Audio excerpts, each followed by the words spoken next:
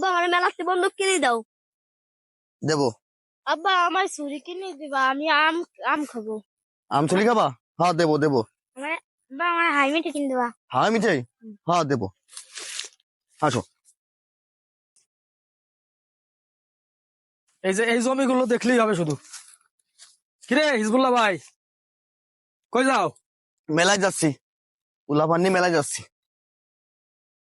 যাই ভাই। সীমিত সংখ্যা কম দেই। আরেকজন আসতে ভাই নেই, বাড়িতে এসে তার মার কলে আরেকটা আসতো। ও আচ্ছা, আচ্ছা যাও তো দেখে শুনে যাইও। আমাকে এলাকার একটা পালোয়ান। আজ পাশা খেলবো রে শাম, ও শাম রে, আজ পাশা খেলবো রে শাম।